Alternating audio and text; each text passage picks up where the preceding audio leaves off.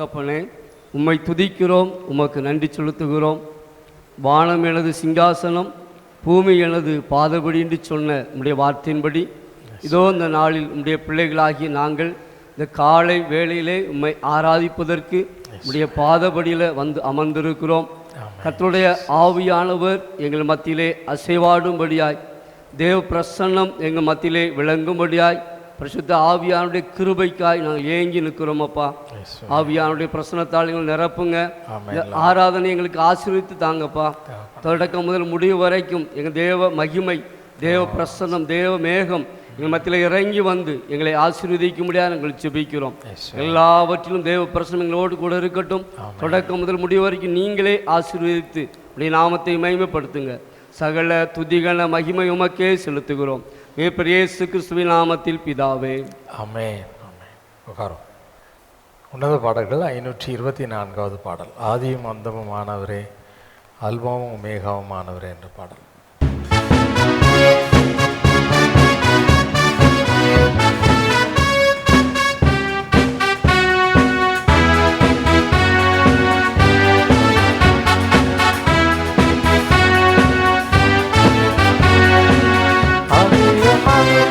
மாணவரே, அல்பாவும் மேகாவும் மாணவரே, அல்லேலூயா, அல்லேலூயா, அல்லேலூயா, அல்லேலூயா.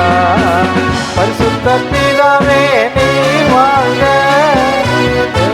தேவனே நீர் வாழ்க, அல்லேலூயா, அல்லேலூயா, அல்லேலூயா, அல்லேலூயா.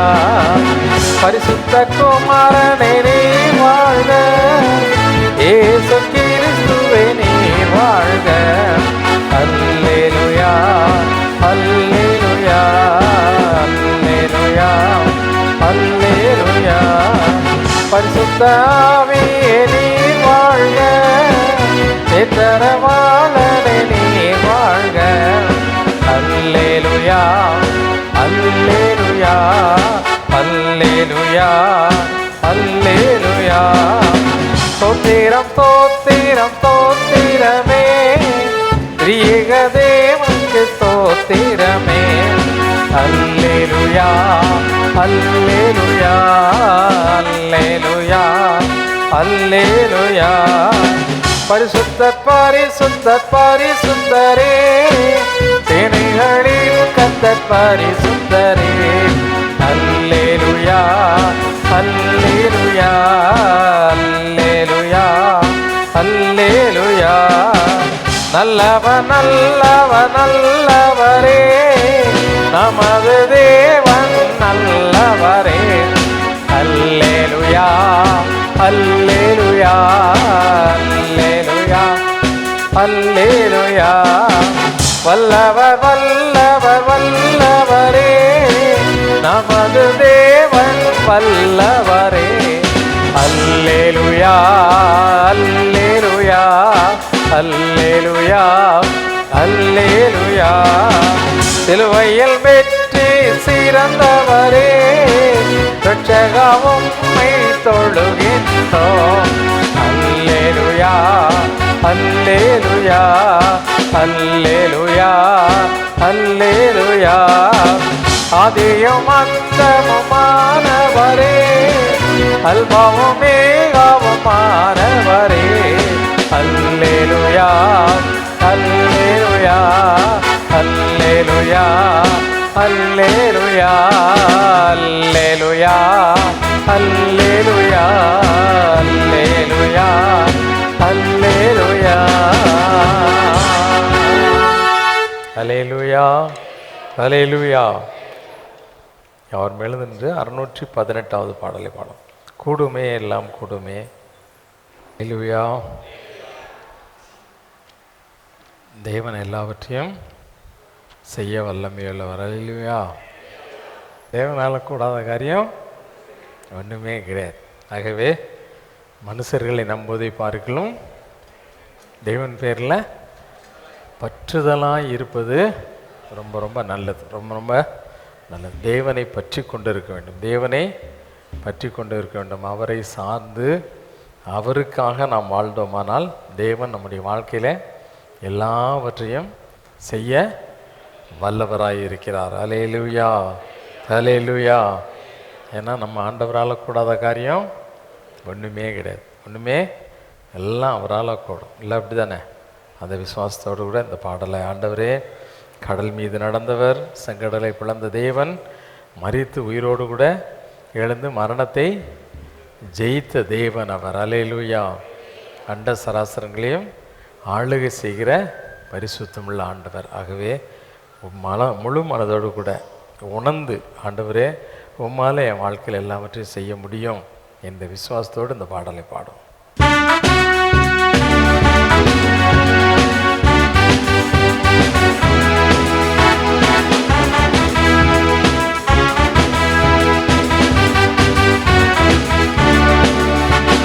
கூடுமே எல்லாம் கூடுமே, உம்மால எல்லாம் கூடும்.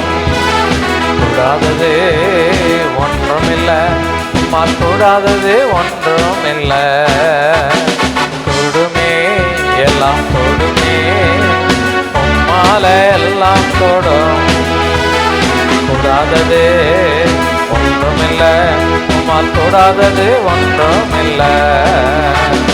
கடல் மீது நடந்தீரையா, கடும் புயல் அதட்டினீரே. கடல் மீது நடந்தீரையா, கடும் புயல் அதட்டினீரே. சாத்தானை ஒடுக்கினீரே, சாத்தானை ஒடுக்கினீரே. சர்வ வல்லவரே, சர்வ வல்லவரே.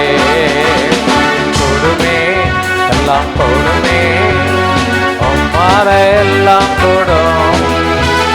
கூடாதது ஒன்றுமில்லை, உம்மால் கூடாதது ஒன்றுமில்லை.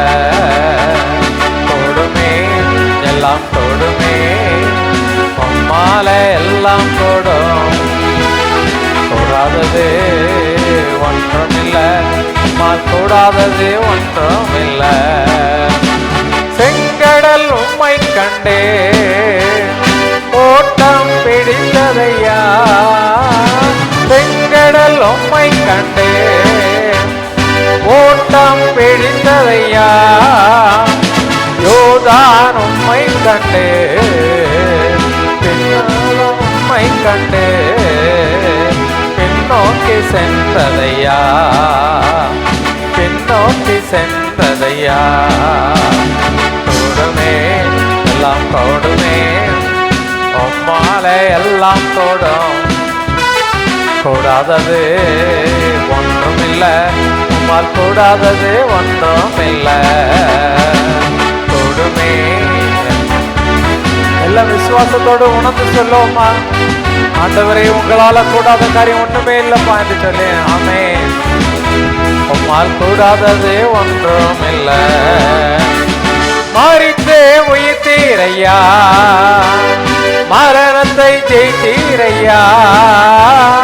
மரித்தே உயிர்த்தீரையா, மரணத்தை ஜெயித்தீரையா. மறுபடி வருவீரையா, மறுபடி வருவீரையா. ஒரு மாற்றம் தருவீரையா, எனக்கு ஒரு மாற்றம் தருவீரையா. கூடுமே எல்லாம் கூடுமே, உம்மால எல்லாம் கூடும். கூடாதது ஒன்றுமில்லை, உம்மால் கூடாதது ஒன்றுமில்லை. கூடுமே எல்லாம் கூடுமே, உம்மால எல்லாம் கூடும். கூடாதது ஒன்றுமில்லை, உம்மால் கூடாதது ஒன்றுமில்லை. உம் நாமம் சொன்னால் போதும், பேய்கள் ஓடுதையா. உம் நாமம் சொன்னால் போதும், பேய்கள் ஓடுதையா. உம் பெயரால் கை நீட்டினா, உம் பெயரால் கை நீட்டினா. நோய்கள் மறையுதையா, நோய்கள் மறையுதையா. எல்லாம் கூடுமே, உம்மால எல்லாம் கூடும். கூடாதது ஒன்றுமில்ல, உம்மால் கூடாதது ஒன்றுமில்ல. கூடுமே, எல்லாம் கூடுமே, உம்மால எல்லாம் கூடும். கூடாதது ஒன்றுமில்ல, உம்மால் கூடாதது ஒன்றுமில்ல. வனாந்தர பாதையிலே ஜனங்களை நடத்தினீரே, வனாந்தர பாதையிலே ஜனங்களை நடத்தினீரே. கற்பாறை கண்மலையை, கற்பாறை கண்மலையை நீரூற்றாய் மாற்றினீரே, நீரூற்றாய் மாற்றினீரே. கூடுமே, எல்லாம் கூடுமே, உம்மால எல்லாம் கூடும். கூடாதது ஒன்றுமில்ல, உம்மால் கூடாதது ஒன்றுமில்ல. கூடுமே, எல்லாம் கூடுமே, உம்மால எல்லாம் கூடும். கூடாதது ஒன்றுமில்ல, உம்மால் கூடாதது ஒன்றுமில்ல. கூடுமே, எல்லாம் கூடுமே, உம்மால எல்லாம் கூடும். கூடாதது ஒன்றுமில்ல, உம்மால் கூடாதது ஒன்றுமில்ல. கூடுமே, எல்லாம் கூடுமே. ஆமென். உம்மால் எல்லாம் கூடுமே விசுவாசத்தோடு அப்பா பார்த்து சொல்லம்மா, உங்களால கூடாத காரியம் ஒண்ணுமே இல்லப்பா என்று சொல்லி.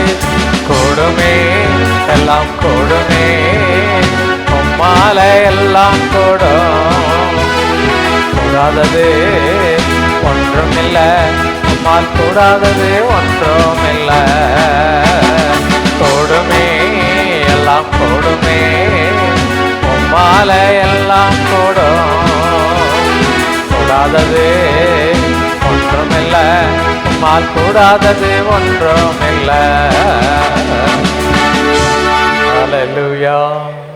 கண்களை மூடி அப்பா பார்த்து சொல்லுவோம், ஆண்டவரே நாங்கள் உம்முடைய பிள்ளைகள், உம்மால் தெரிந்தெடுக்கப்பட்ட பிள்ளைங்க.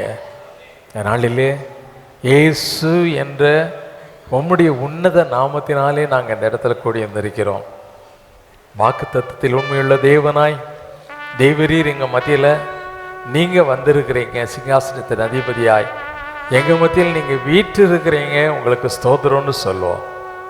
விசுவாசத்தோட அப்பா நம்ம மத்தியில் வந்திருக்கிறார் என்ற ஒரு விசுவாசத்தோடு நம்முடைய விசுவாச கண்களை திறந்து அப்பாவை நோக்கி பார்த்து, ஆண்டவரே எங்களை எவ்வளவாய் நேசிக்கிறீர், எங்களை நேசித்து எங்கள் மத்தியில் நீங்கள் வந்திருப்பதற்காய் உமக்கு ஸ்தோத்திரம் என்று சொல்லுவோம். உன்னுடைய வாழ்க்கையில் சகலவற்றையும் செய்ய வல்லமையுள்ள தேவனான அவர் நம்மத்திலே வந்திருக்கிறார். அப்பா பார்த்து சொல்லு, சகலவற்றையும் செய்ய வல்லமை உங்களுக்கு உண்டு ஆண்டவரே. நீங்கள் சொன்னீங்க, என்னால் செய்யக்கூடாத ஒரு அதிசயமான காரியம் ஒன்று உண்டோ என்று சொல்லி வேதத்தில் எங்களுக்கு கேள்வி கேட்டிருக்கிறீங்கப்பா. எங்கள் வாழ்க்கையில் சகலவற்றையும் செய்ய வல்லமையுள்ள தேவன் நீங்கப்பா. ஹல்லேலூயா. விசுவாசிக்கிறையா? நம்புறியா? வாழ்க்கையில் இது முடியாது, இது என் வாழ்க்கையில் நடக்காது, இந்த காரியத்தை யாருமே எனக்காக செய்ய முடியாதுன்னு நினைக்கிறியா? இது மனுஷனால, மனிதர்களுடைய முயற்சியால இது கண்டிப்பாக கூடாது. உனக்கு வேண்டிய விடுதலை அவருடைய கரத்தில் இருக்கிறது. ஜெபத்தோடு விண்ணப்பத்தோடு அவர் நோக்கி பார். ஆண்டவரே, எத்தனையோ நாட்கள் இந்த குறிப்பிட்ட காரியத்திற்காக உடைய சமூகத்திலும் நோக்கி பார்க்கிறேன், உண்மை நோக்கி காத்திருக்கிறேன். என் வாழ்க்கையில் நீங்க அற்புதத்தை செய்வீங்க என்று நான் நம்புகிறேன்ப்பா. என் வாழ்க்கை உம்முடைய கரத்தில் இருக்கிறது. உங்க உள்ளம் கைகளில் என்னை வரைந்து வைத்திருக்கிறீங்க.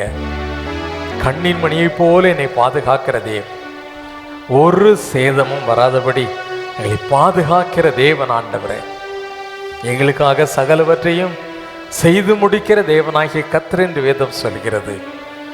எங்களுடைய முயற்சி அல்ல கர்த்தாவே, எங்களுடைய ஞானம் அல்ல, உம்முடைய ஞானம் விளங்கட்டும். எங்கள் வாழ்க்கையில் உம்முடைய அற்புதம் விளங்கட்டும் ஆண்டவரே. ஆண்டவரே, நெடுநாள் காத்திருப்பதனால வேதம் சொல்லுவதை போல எங்க இருதயம் இலக்கரிது போயிடுச்சுப்பா. நம்பிக்கையற்று போன ஒரு சூழ்நிலை. ஆனாலும் கூட இன்னும் நாங்கள் உங்களை நம்புகிறோம். உம்மால் செய்யக்கூடாத அதிசயமான காரியம் ஒண்ணுமே கிடையாது ஆண்டவரே. ஹல்லேலூயா. சொல்லு அப்பாவை பார்த்து, அதிசயங்களை செய்கிற தேவன், என் வாழ்க்கையில மாற்றங்களை உருவாக்குற தேவன். ஹல்லேலூயா, ஹல்லேலூயா, ஹல்லேலூயா. உம்மால் செய்யக்கூடாத ஒரு அதிசயமான காரியமும் கிடையாதுப்பா. ஒரு அதிசயமான காரியம் நடக்காது, கிடையாது ஆண்டவரே. ஹல்லேலூயா. வேதத்தில் எத்தனை மகத்துவங்கள், எத்தனை அதிசயங்கள், மனிதரால் கூடாத காரியங்கள் எல்லாம் ஆண்டவரே நாங்கள் வாசிக்கிறோம், நம்புகிறோம், விசுவாசிக்கிறோம். அதெல்லாம் நீங்கள் தான் செய்தீங்கப்பா. அதே தெய்வன் என்னுடைய வாழ்க்கையில் அற்புதங்களை செய்ய வல்லமையுள்ளவர். ஹல்லேலூயா. அப்பா பார்த்து சொல்ல, எல்லாரும் எல்லா கண்களையும் மூடி அப்பா பார்த்து சொல்லுவோம்மா, என் வாழ்க்கையில் இந்த குறிப்பிட்ட அற்புதத்தை உங்களால் மட்டும்தான்ப்பா செய்ய முடியும். நீங்கள் தான் எங்கள் வாழ்க்கையில் அற்புதத்தை செய்கிற தேவன். ஹல்லேலூயா. ஓ பிஹாதா லஷமாதரபா லீபரஹாதரஷகதரபா. அப்பா பார்த்து பேசு, அப்பாவோடு கூட நீ பேசு, மௌனமாக இருக்காத. அப்படி சிந்திகள் வேற எங்கேயும் போக வேண்டாம். ஆண்டவரோடு பேசுகிற நேரம், ஆண்டவரோடு பேசுகிற நேரம், அவரை ஆராதிக்கிற நேரம். அப்பா பார்த்து சொல்ல, ஆண்டவரே உம்மை நாடி வந்திருக்கிறோம், உம்முடைய பாதத்தை பற்றி கூப்பிடுகிறோம், உம்மை நோக்கி கதறுகிறோம். ஹல்லேலூயா, ஹல்லேலூயா. அன்றைக்கு இஸ்ரவேல் ஜனங்கள் உம்மை ஆராதித்த பொழுது ஆண்டவரையும் மழையும் மகிமை அந்த இடத்திலே இறங்கி வந்ததே, அதே போல நாங்களும் உம்மை ஆராதிக்கிறோம். உம்மை துதித்த ஜனங்களுக்கு முன்பதாக, அவர்களுக்கு முன்பதாக தடையாக காணப்பட்ட எரியோ கோட்டைகள் தகர்ந்து விழுந்ததே. இன்றைக்கு நாங்களும் உம்மை ஆராதிக்கிறோம், உம்மை நாங்கள் துதிக்கிறோம். ஹல்லேலூயா, ஹல்லேலூயா. உம்மை நாங்கள் ஆர்ப்பரிக்கிறோம் ஆண்டவரே, உம்மை நாங்கள் மகிமைப்படுத்துகிறோம். மகிமை நிறைந்தவரே, மாட்சிமை நிறைந்த தேவனே, அல்பாவும் ஒமேகாவும் ஆனவரே, ஆதியும் அந்தமும் இல்லாத தேவனே, வல்லமையுள்ளவரே, கத்தாதி கத்தாவே, உம்மை நாங்கள் போற்றி புகழ்கிறோம். மகிமை நிறைந்த கத்தாவே, வானத்திலும் பூமியிலும் சகல அதிகாரம் உடையவரே, வானோர் பூதலத்தோர் பூமியின் கீழானோர் யாவருடைய முழங்கால்களும் முடங்கும்படியான எல்லா நாமத்திற்கும் மேலான இயேசு என்ற பெயரை உடைய எங்களுடைய அன்பு தெய்வமே, உம்மை நாங்கள் ஸ்தோத்திரிக்கிறோம். எங்களை அபிஷேகித்து எங்களை பலப்படுத்தி ஒவ்வொரு நாளும் எங்களை தாங்கி வழி நடத்தி வருகிற உம்முடைய கிருபைக்காய் உமக்கு ஸ்தோத்திரம் ஆண்டவரே. எங்க மீது அன்பு கூர்ந்து எங்களுடைய உள்ள கைகளிலே எங்களை வரைந்து வைத்திருப்பதற்காய் உமக்கு நாங்கள் நன்றி சொல்லுகிறோம், உம்மை நாங்கள் மகிமைப்படுத்துகிறோம். ஹல்லேலூயா, ஹல்லேலூயா, ஹல்லேலூயா, ஹல்லேலூயா. முழு மனதோடு கூட, முழு மனதோடு கூட உள்ளத்தின் ஆழத்திலிருந்து அவருக்கு நன்றி செலுத்து, நன்றி செலுத்து. அப்பா என்று கூப்பிடு, அப்பான்னு கூப்பிடு, அப்பான்னு கூப்பிடுது, சும்மா நீக்காத. ஹல்லேலூயா. ஆண்டவர் தான் சொன்னாரு, உன் வாயை விரிவாய் திற, அப்பொழுது அதை நன்மையால் நிரப்புவேன் என்று சொன்னாரே. தேவனை துதிப்பதற்கு நீ வெட்கப்படாத. ஹல்லேலூயா. ஓ ரஹதலஷதரபா. ஒரு மகிமையின் மேகம், ஒரு மகிமையின் மேகம் எங்களை மூடட்டும் ஆண்டவரே. ஓ உம்முடைய சக்கினா மகிமையினால் எங்களை நிரப்புவீராக. ஹல்லேலூயா, ஹல்லேலூயா. உம்முடைய தூதர்களுடைய சேனை எங்க மத்தியில வரட்டும். உம்மை நாங்கள் ஆராதிக்கிறோம். மகிமை நிறைந்த தேவன் நீங்கப்பா. துதிகளின் மத்தியில் வாசம் பண்ணுகிற எங்கள் தூயவரே, சேனைகளின் கர்த்தாவே, நீர் பரிசுத்தர், பரிசுத்தர், பரிசுத்தர் என்று நாங்களும் உம்மை போற்றுகிறோம். வானமும் பூமியும் உடைய மகிமையுள்ள மகத்துவங்களால் நிறைந்திருப்பதற்காய் உமக்கு ஸ்தோத்திரம், உமக்கு நன்றி சொல்லுகிறோம், உமக்கு நாங்கள் மகிமை செலுத்துகிறோம்.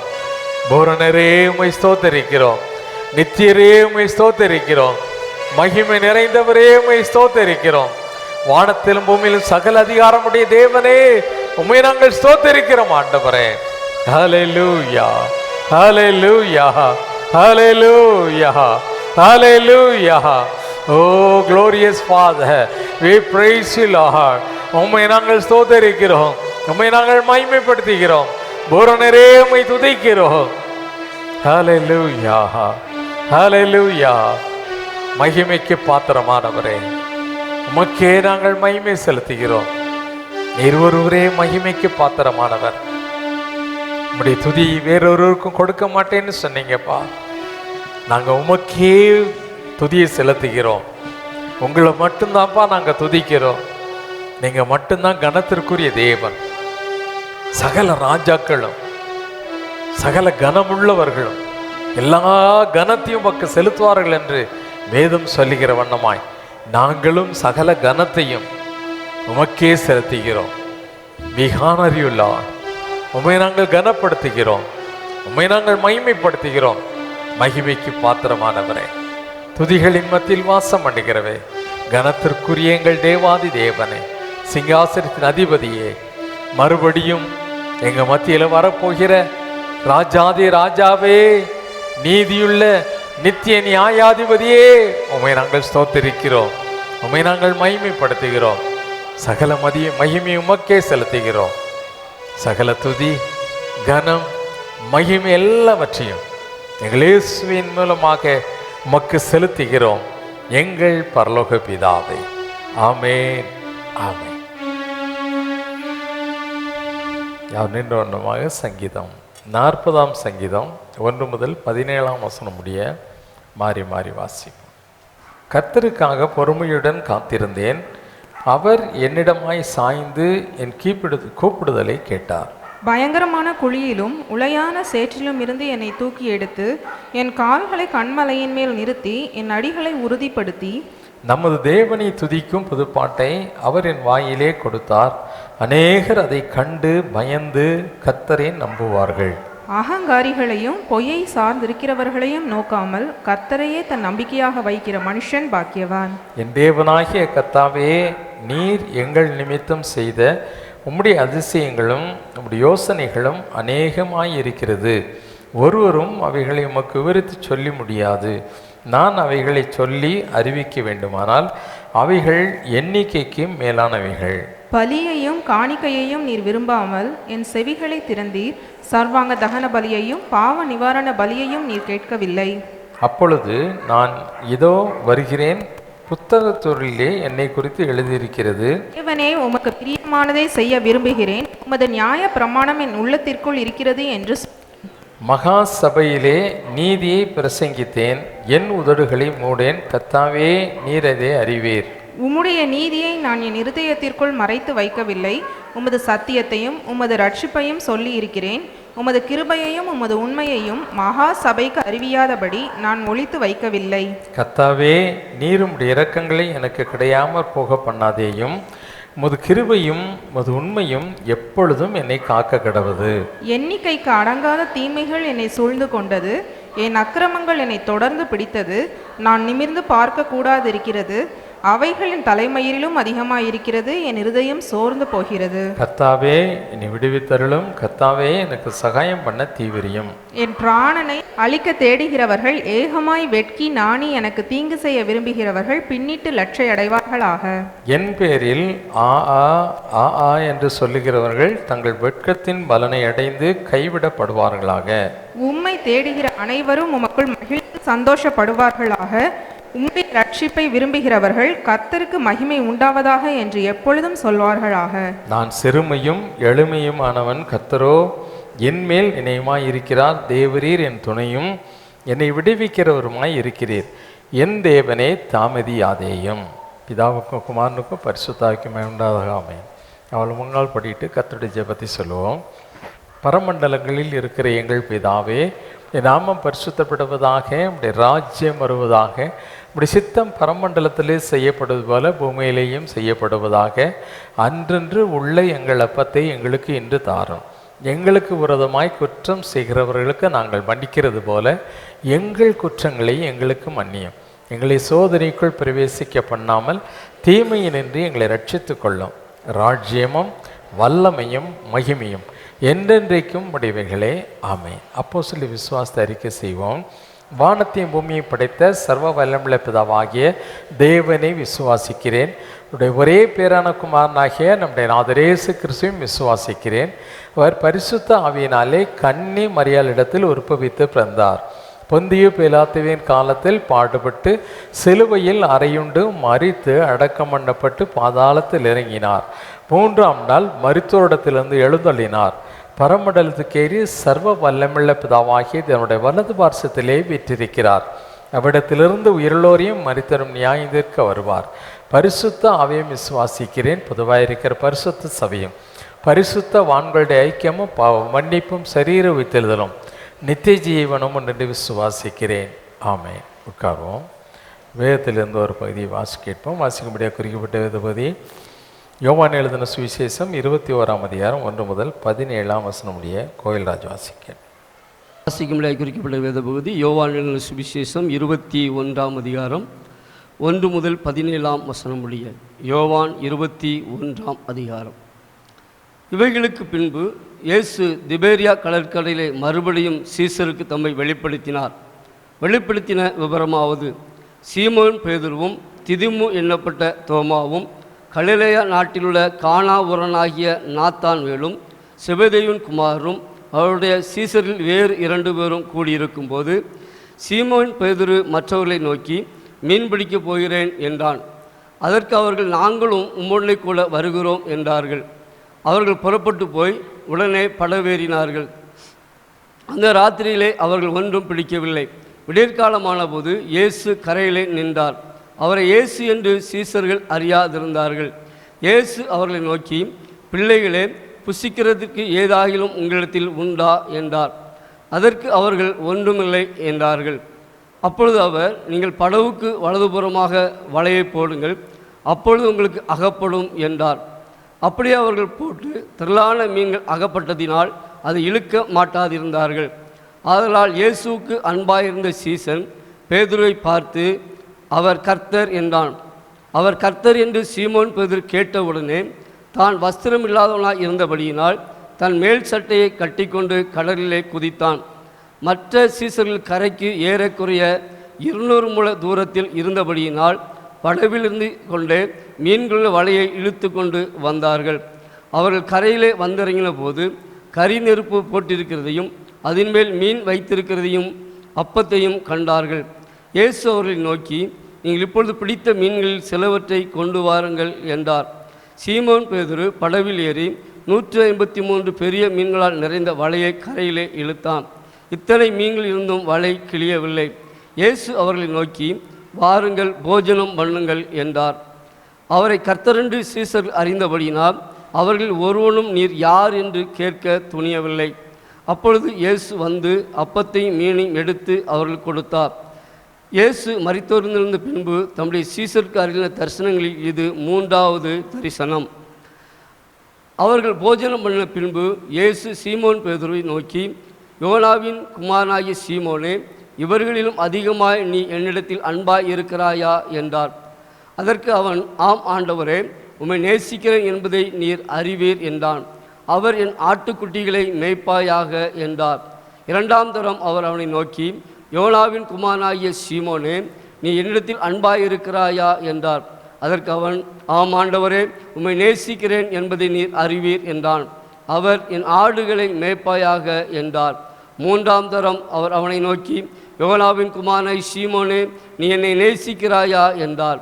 என்னை நேசிக்கிறாயா என்று அவர் 3ஆம் தரம் தன்னை கேட்டதினாலே பேதுரு துக்கப்பட்டு, ஆண்டவரே, நீ எல்லாவற்றையும் அறிந்திருக்கிறீர், நான் உம்மை நேசிக்கிறேன் என்பதையும் நீர் அறிவீர் என்றான். இயேசு, என் ஆடுகளை மேய்ப்பாயாக என்றார். வாசிக்கும்படியாக குறிக்கப்பட்ட வேதபோதி வாசித்தாயிற்று.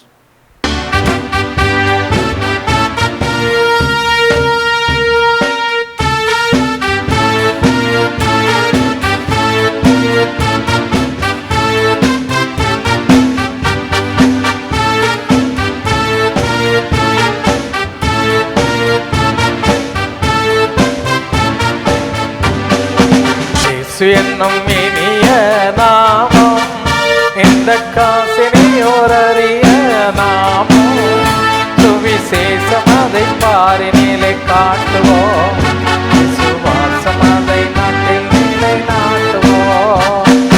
இயேசு என்னும் இனிய நாமம், பாவத்தை போக்க சாபத்தை நீக்க பக்தனாய் வந்தார், பரிசுத்தனாய் வந்தார்.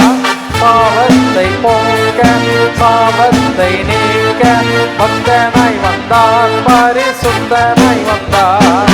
இயேசு என்னும் இனிய நாமம், இந்த காசினியோரறிய நாமம், சுவிசேஷம் அதை பாரினிலே காட்டுவோம், விசுவாசம் அதை நாட்டில் நிலை நாட்டுவோம்.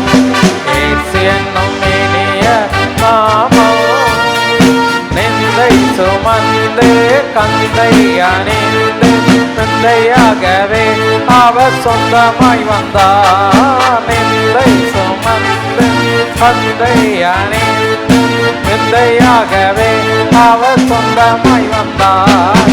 இயேசு என்னும் இனிய நாமம், இந்த காசினியோரறிய நாமம், சுவிசேஷம் அதை பாரினில் காட்டுவோம், விசுவாசம் அதை நாட்டில் நிலை நாட்டுவோம்.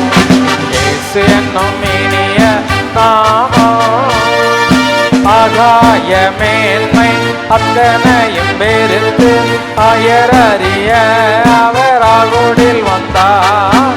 ஆகாய மேன்மை அத்தனையும் வெறுத்து அயரறிய அவர் ஆகுடில் வந்தார்.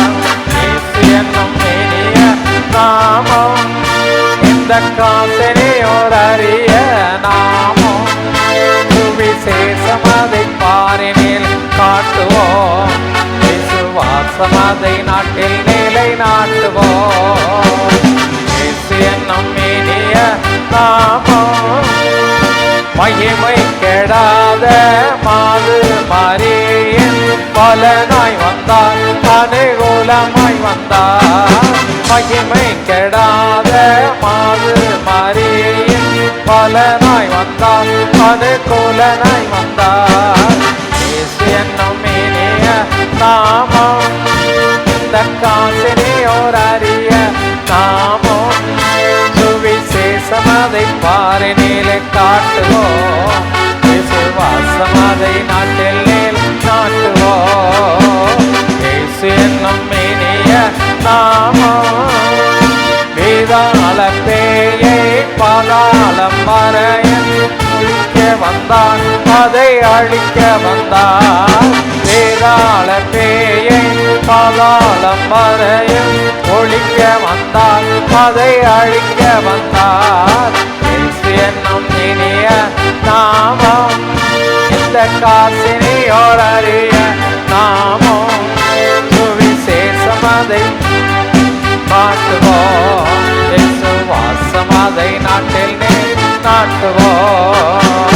இயேசு என்னும் இனிய நாமம், பரிசுத்தவான்கள் பருகி கழிக்க ஈகத்தில் வந்தார், அகரகத்தில் வந்தார். பரிசுத்தவான்கள் பருகி கழிக்க ஈகத்தில் வந்தார், அவர் அகத்தில் வந்தார். இயேசு என்னும் இனிய நாமம், இந்த காசினியோரறிய நாமம், சுவிசேஷம் அதை பாரினில் காட்டுவோம், விசுவாசம் அதை நாட்டில் நிலை நாட்டுவோம். இயேசு என்னும் இனிய நாமம். அல்லேலூயா, அல்லேலூயா. ஜெபம் செய்வோம், எல்லாம் தலைவனையும் ஜெபம் செய்வோம். அன்பு தகப்பனே, இந்த நல்ல ஓய்வு நாளுக்காக மீண்டும் மக்கள் நன்றி செலுத்துகிறோம்ப்பா.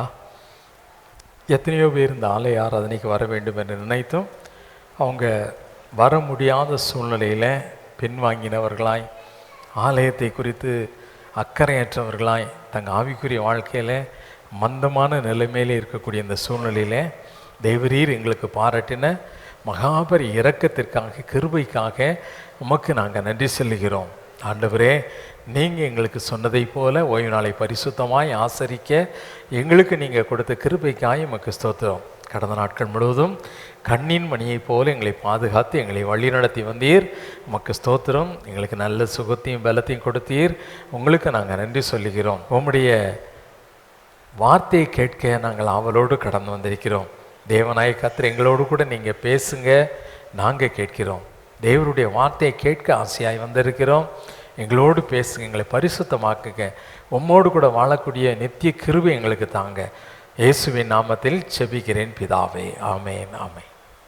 ஹல்லேலூயா, ஹல்லேலூயா.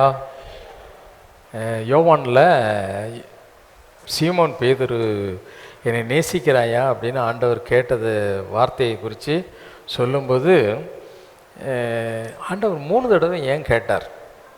ஒரு யோசனை. 3 தடவை, ஒரு தடவை என்னை நேசிக்கிறியான்னு கேட்டால் போதாதா? 3 தடவை கேட்டார். 3 தடவை கேட்டார். 3 தடவை அப்படிங்கிறது பேதுருடைய வாழ்க்கையில் 2 தடவை நிறைவேறிச்சு, 2 தடவை வந்துச்சு. சரிதானா? ஆண்டவருக்கும் பேதுருக்கும் சம்பந்தமான காரியம். முதல் 3 தடவை ஆண்டவர் அவனை பார்த்து சொன்னார், 3 தடவை நீ என்ன மறுதளிப்ப, நீ என்ன. 3 தடவை மறுதளித்து அந்த பேதுருவை பார்த்தா ஆண்டவர் 3 தடவை என்ன கேட்டார்? என்னை நேசிக்கிறாயா? நான் நினச்சேன் இதுக்கும் அதுக்கும் என்ன சம்பந்தம்? ஏதாவது சம்பந்தம் கண்டிப்பாக என்ன செய்யணும், இருக்கணும். ஏதாவது சம்பந்தம் இருக்கணும். பேதுருவை பார்த்து ஆண்டவர் 3 முறை என்னை நேசிக்கிறாயா, என்னை நேசிக்கிறாயா அப்படின்னு கேட்டார். அப்படியா? நேசிக்கிறாயான்னு ஒரு தடவை தான் கேட்டார். 2 தடவை என்ன கேட்டார்?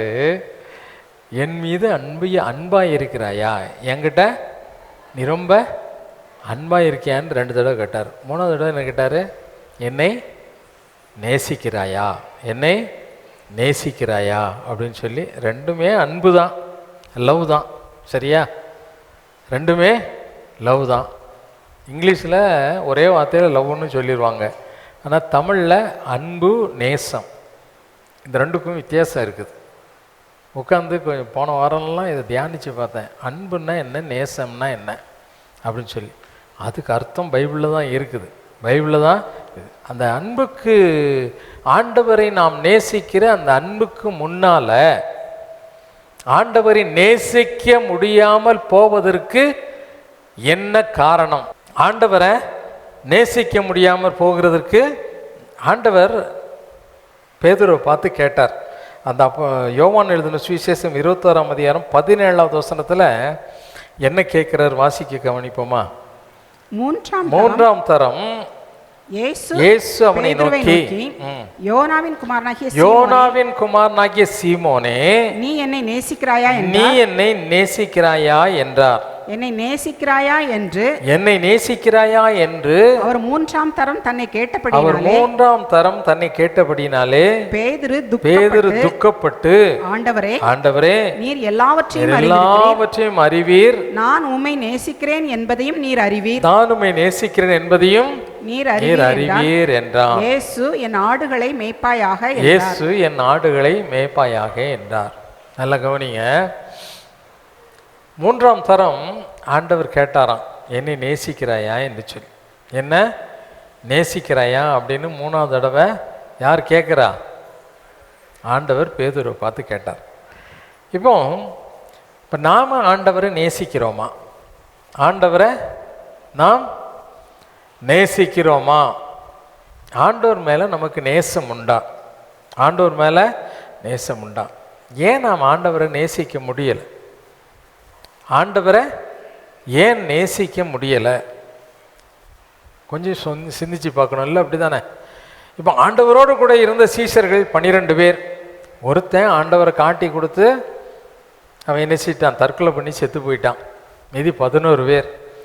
இந்த 11 பேரும் ஆண்டவரை எந்த அளவு நேசித்தார்கள்? அவங்களும் கடைசி நேரத்தில் என்ன செய்தாங்க? அவர் இருக்க வரைக்கும் நம்மளுக்கு எந்த குறையும் இல்லை, இப்போ அவர் நம்ம கூட இல்லை, அதனால் நாம் பழைய வாழ்க்கைக்கு நாம் என்ன செய்யலாம்? போகலாம் அப்படிங்கிற முடிவுக்கு தான் வந்தாங்க. அப்படிங்கிற முடிவுக்கு தான் இந்த 21ஆம் அதிகாரத்தை நீங்கள் வாசித்து பார்ப்பீங்கன்னா, அந்த வாசிக்க கேட்டிருந்தீங்கன்னா தெரியும். பேதுரும் மற்ற சீசர்களை பார்த்து என்ன சொன்னான்? நான் மீன் பிடிக்க போகிறேன். அவன் பழைய வேலை என்ன? மீன் பிடிக்கிற வேலை. அவன் என்ன சொன்னான்? நான் மீன் பிடிக்க போகிறேன் அப்படின்னா உடனே எல்லாரும் என்ன சொன்னாங்க? ஏப்பா நாங்களும் வரோம்ப்பா, எங்களுக்கு என்னப்பா வேலைங்க, இனிமே என்ன வேலை இனிமே?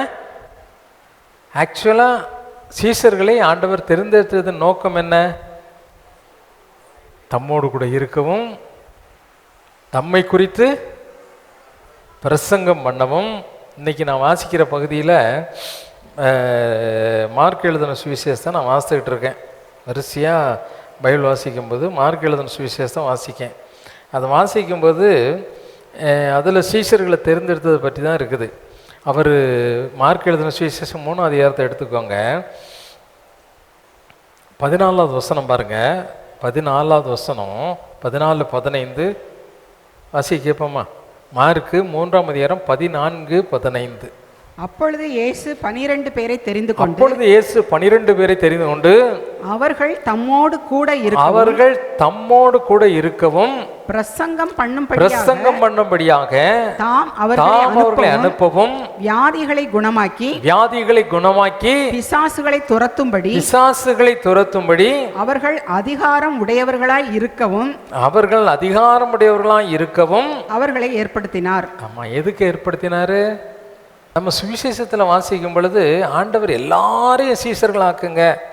சீசர்களை தெரிந்து கொண்டதே எதற்காக? பிரசங்கம் பண்ணி அவங்க பிசாசுகளை திருத்தி வியாதிகளை குணமாக்கி தம்மோடு கூட இருக்கும்படியாக அவர்களை தெரிந்து கொண்டார். சீசர்களை பார்த்து சொன்னார், நீங்கள் போய் எல்லாருக்கும் சுவிசேஷம் அறிவித்து எல்லாரும் என்ன செய்யுங்க? சகல ஜாதியும் சீஷராக்குங்கள் அப்படின்னு சொல்லி என்ன செய்தார்? அதிகாரம் கொடுத்தார். அவரை விசுவாசித்து சீசர்களானவர்கள் என்ன செய்வாங்களாம்? பிசாசுகளை துரத்துவார்கள், வியாதியஸ்தர் மேலே கைகளை வைப்பார்கள். அப்பொழுது வியாதியெல்லாம் என்ன செய்யும்? சுகமாகும். நவமான பாஷையை பேசுவார்கள். நல்ல கவனிய, ஆண்டவர் நம்மை தெரிந்து கொண்டது நோக்கம் என்ன? சீசர்களுக்கு என்ன அதிகாரம் கொடுத்தாரோ அதே அதிகாரத்தை நமக்கு கொடுப்பதற்காக நம்ம என்ன செய்தார்? தெரிந்து கொண்டார். ஆண்டவர் நம்ம கூட இருக்கிறாரா இல்லையாங்கிற சந்தேகம் வரும் பொழுது நாம் என்ன செய்கிறோம்? பழைய வாழ்க்கைக்கு நாம் என்ன செய்கிறோம்? போயிடுறோம். பழைய வாழ்க்கைக்கு நாம் என்ன செய்கிறோம்? போயிடுறோம். சரிதானா?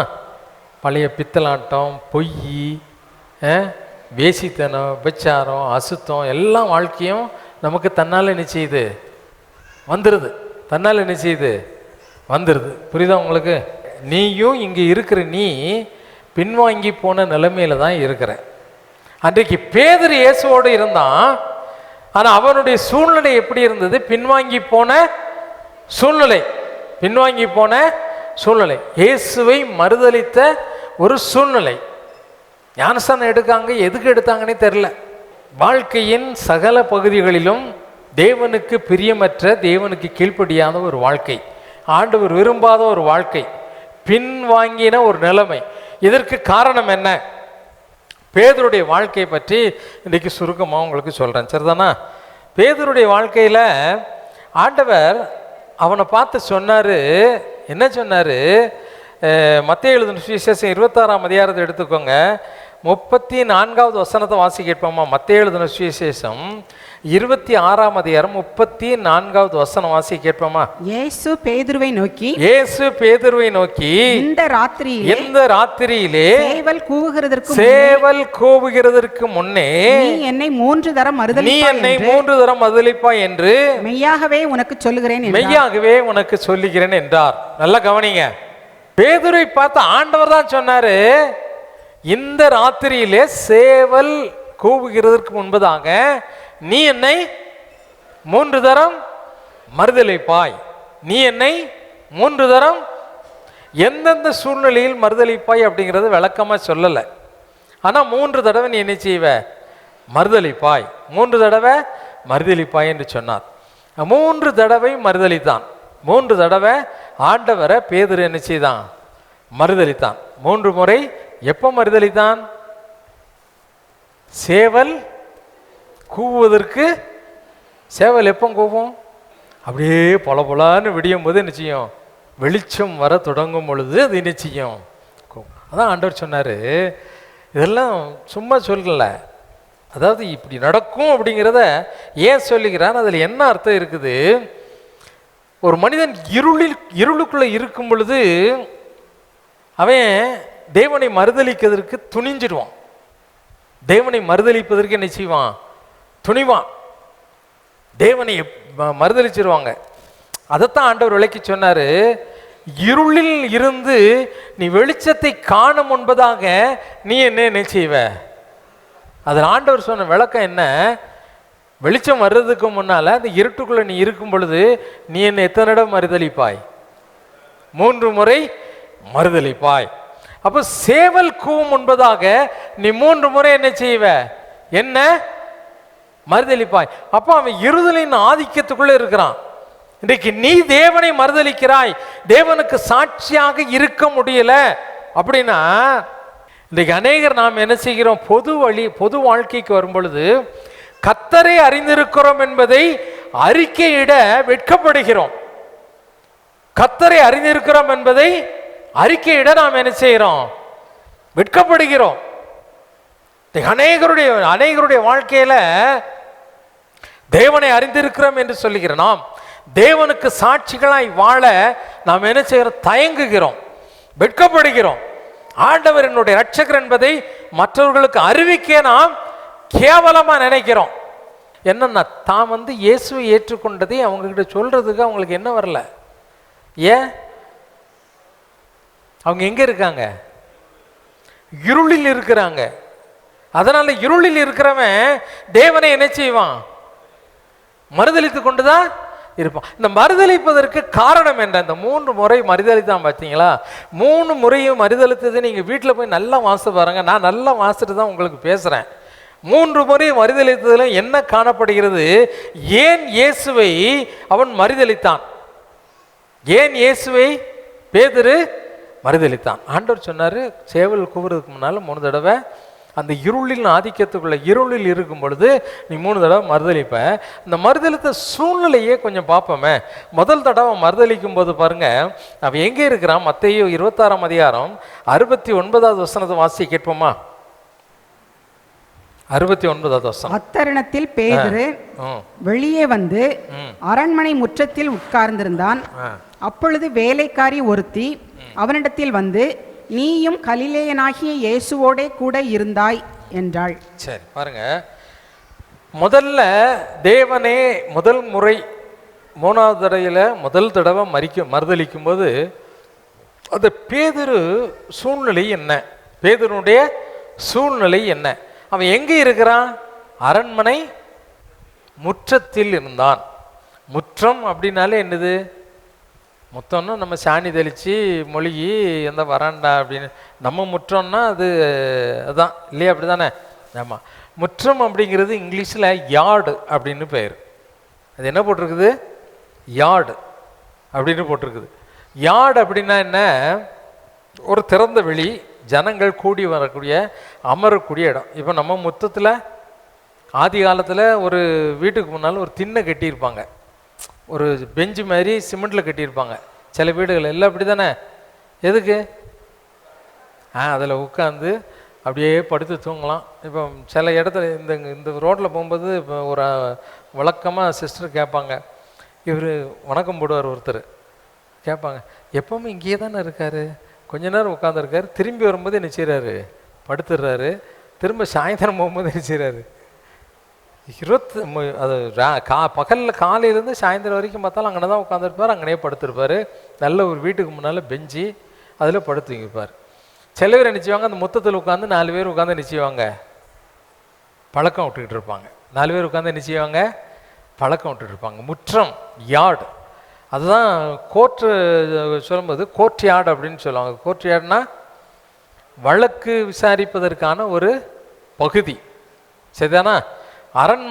அரண்மனையில் முற்றம். அரண்மனையின் முற்றம் என்பது ஒரு யார்டு. அங்கே விசாரணைக்காக வரக்கூடிய ஜனங்கள் அமரக்கூடிய ஒரு இடம். விசாரணையை பார்க்கறதுக்கோ இல்லைன்னா விசாரணை கைதிகள் நிறுத்துவதற்கோ உள்ள ஒரு இடம். இந்த அரண்மனை முற்றம் இன்னர் கோர்ட் அப்படின்னு சொல்லலாம். உள்முற்றம், அந்த முற்றத்தில் அவர் உட்கார்ந்துருக்கார். அங்கே என்ன செய்கிறாரு? உட்கார்ந்துருக்கிறார். அந்த முற்றத்தில் அவர் என்ன செய்கிறாரு? அங்கே யாரெல்லாம் உட்காந்துருக்கா அப்படின்னு சொன்னால், அங்கே உட்காந்துருக்காங்கன்னா லூக்கா எழுதின சுவிசேஷத்தில் அதை பற்றி தெளிவாக சொல்லியிருக்குது. யார் கூட உட்காந்துருந்தார்? லூக்கா 22ஆம் அதிகாரம் 62வது வசனத்தை வாசி கேட்போமா? இந்த முற்றத்தில் யார் கூடலாம் உட்காந்துருந்தார்? அவர்கள் முற்றத்தின் நடுவிலே நெருப்பை மூட்டி அதை சுற்றி உட்கார்ந்த பொழுது பேதுருவும் அவர்கள் நடுவிலே உட்கார்ந்தான். நல்லா கவனிங்க, பேதுரு எங்க உட்கார்ந்தான்? எவர்கள்? இந்த இஸ்ரேல் தேசம் நம்ம நாடு மாதிரி இல்லை, அது ஒரு குளிர் பிரதேசம், சரிதானா? அந்த குளிர் பிரதேசத்தில் பனி விழக்கூடிய நாட்கள், குளிருக்காக என்ன செய்கிறாங்க? நம்ம ஊர்லேயே என்ன செய்வாங்க? டிசம்பர் ஜனவரியில் பார்த்தா அங்கங்கே ஜனங்கள் காலையில் 5 மணிக்கு போனீங்கன்னா நல்ல மஃப்ளர் எடுத்து போத்திக்கிட்டு என்ன செய்வாங்க? செத்தையெல்லாம் போட்டு வச்சுக்கிட்டு இப்படியே உட்காந்துட்டு இருப்பாங்க. டீ குடிச்சிட்டு வந்து என்ன செய்வாங்க? ஆமாம், இந்த குளிர் காய்வதற்காக உட்கார்ந்துருந்தவங்க யார் அப்படின்னா, அரண்மனை முற்றத்தில் உட்கார்ந்திருந்தவர்கள் தேவனுக்கு சத்துருக்களானவர்கள். யாரும் தேவனுடைய நண்பர்கள் கிடையாது, தேவனை சார்ந்தவர்கள் கிடையாது. எல்லாம் யாரு? தேவனுக்கு புறம்பானவர்கள். எஸ்தரில் வாசிக்கும் பொழுது மொர்தெகாய் அரண்மனை முற்றத்தில் என்ன செய்தான்? காவல் காத்து கொண்டிருந்தான். அரண்மனை முற்றத்தில் வரும் பொழுது அங்கே பிரவேசிக்கிறது யாரு? அந்நியர்கள், அதாவது அநீதியானவர்கள் பிரவேசிக்கக்கூடிய இடம். ஆக்சுவலாக அரண்மனை முற்றம் அப்படி தான் இருந்தது அந்த நாட்களில். மொர்தெகாயோட காலத்தில் அநீதியான அந்த முற்றத்தில் இருக்கும்போது மொர்தெகாய் நீதிமானாக இருந்தான். ஆனால் அவனை சூழ்ந்து இருக்கிறவர்கள்லாம் யாருக்கு வணக்கம் போட்டுட்டு இருந்தாங்க? அநீதியான ஆமான் என்று சொன்ன ஒரு மந்திரிக்கு சலாம் அடிச்சு கொண்டிருந்தாங்க. நல்லா கவனிச்சிங்களா?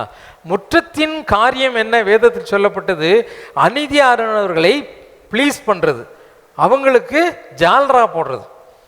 யாராவது தேவனுக்கு விரோதமான காரியம் செய்தால் ஓகே ஓகே அப்படின்னு அவங்களோட சேர்ந்து என்ன செய்யறது? வாழ்க்கையை நடத்துவது. இன்னொன்று, பேதுரு இருந்த சூழ்நிலை எப்படி இருந்தது? பரியாசக்காரர்களின் கூட்டம்.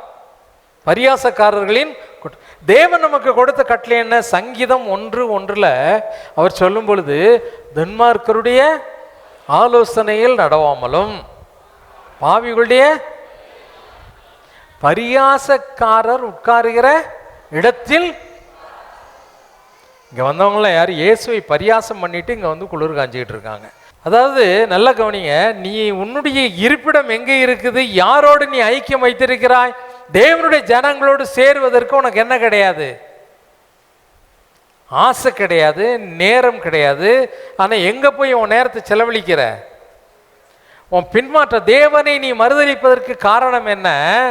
மற்றவர்களுக்கு சலாம் போட்டுக்கொண்டு பரிகாசக்காரர்களோடு கூட நீ உட்கார்ந்து கொண்டு தேவனுடைய வேதத்தை மறந்து, அந்த சங்கீதத்தில் சொல்லும்போது அதான் சொல்றாரு, நீ இரவும் பகலும் அவருடைய வேதத்தில் தியானமாய் இருந்தா நீ பாக்கியவனாய் இருப்ப. அவங்க தான் எப்படி இருப்பாங்க? நீர்க்கால்களின் ஓரமாய் நடப்பட்டு தன் காலத்தில் தன் கனியை தந்து இலையுறாது இருக்கிற அவன் செய்வதெல்லாம் என்ன செய்யும்?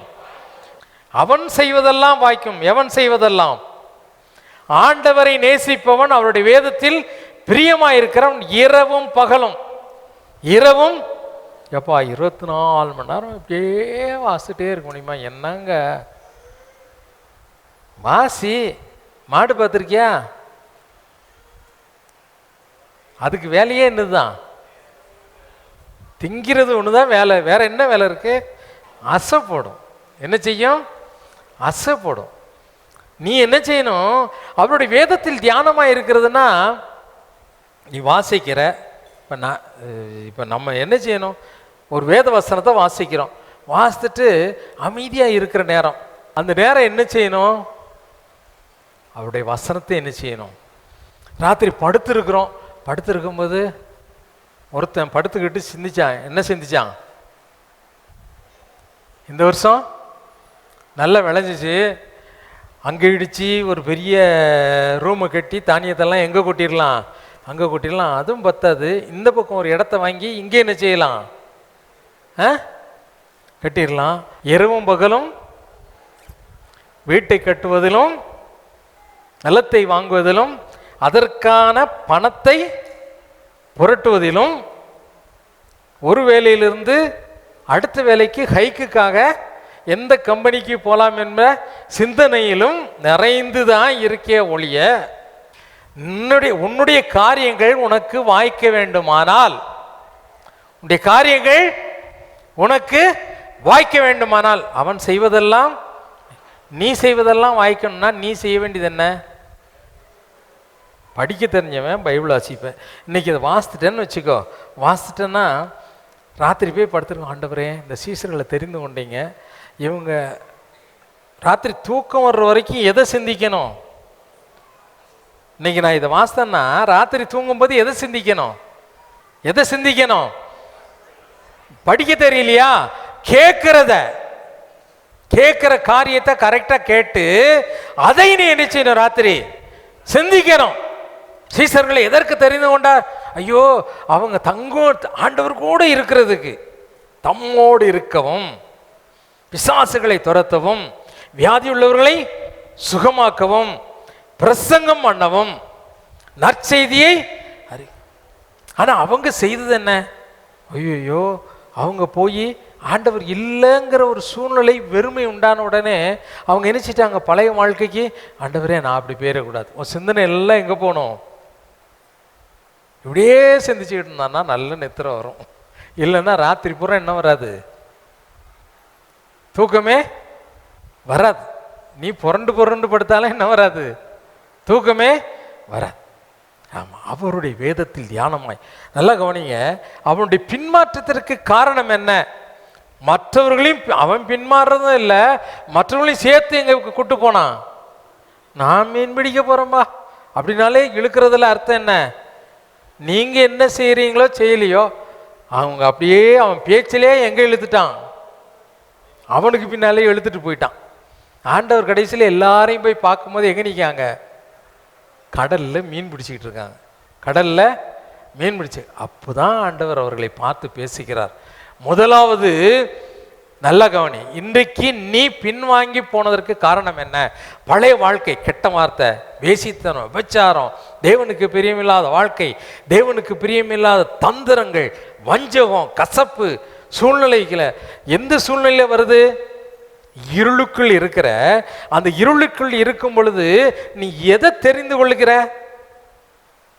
உன்னுடைய ஃப்ரெண்ட்ஸ் யாரு? சுற்றி இருக்கக்கூடிய ஃப்ரெண்ட்ஸால தான் என்ன செய்யறாங்க? எல்லாரும் என்ன செய்யறாங்க? கெட்டு போறாங்க. தானாவே கெட்டு போறது இல்லை, மற்றவர்களால. இன்றைக்கு பேதுருவும் அப்படிதான் கெட்டு போனா. எப்படி கெட்டு போனா? தனக்கு ஒரு சூழ்நிலையை உண்டாக்குனா, தேவனை பரிகாசிக்கக்கூடிய பரிகாசக்காரருடைய கூட்டத்தில் உட்கார்ந்து அவன் குளிர் காய்ந்து கொண்டிருந்தான். அவன் என்ன செய்தான்? அதனால தான் ஆண்டவரை தெய்வம் என்று அறிக்கையிட அவனுக்கு என்ன இல்லை?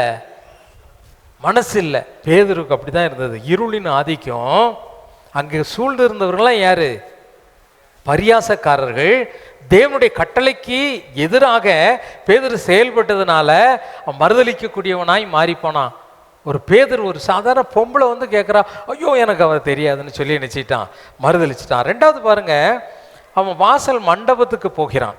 மத்தேயு 26ஆம் அதிகாரம் 71வது வசனத்தில் வாசிக்கும் பொழுது, ரெண்டாவது அவன் எங்கே போகிறான்? முற்றத்திலிருந்து எங்கே போயிட்டான்? இப்போ மண்டபத்திற்கு போகிறான். அந்த வசனத்தை வாசி கேட்போமா?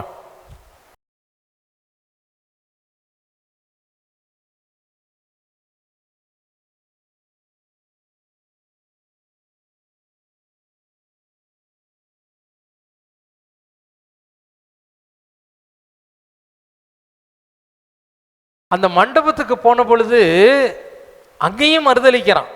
அங்கேயும் இப்போ கொஞ்சம் என்ன செய்யறான்? அந்த இருளை விட்டு எங்க வந்திருக்கான்? எங்க வந்துட்டான்? அந்த பரியாசக்காரருடைய கூட்டத்தை விட்டு எழுந்து மண்டபத்துக்கு வந்துட்டான். மண்டபத்துக்கு வந்த பொழுது இப்போ யாருடைய பார்வையில் வந்திருக்கான்? இந்த மண்டபத்துக்கு வந்த பிறகுதான் அவன் ஆண்டுடைய பார்வையில் நிற்கிறான். ஆண்டுடைய பார்வையில் நிற்கிறான். ஆண்டவருடைய கனிவான பார்வை, இரக்கமுள்ள பார்வை, ஒரு ஏக்கமுள்ள பார்வை அவனுக்கு கிடைக்குது. ஏக்கமுள்ள பார்வை கிடைக்கிறது. அந்த மண்டபத்துக்கு வந்தான்.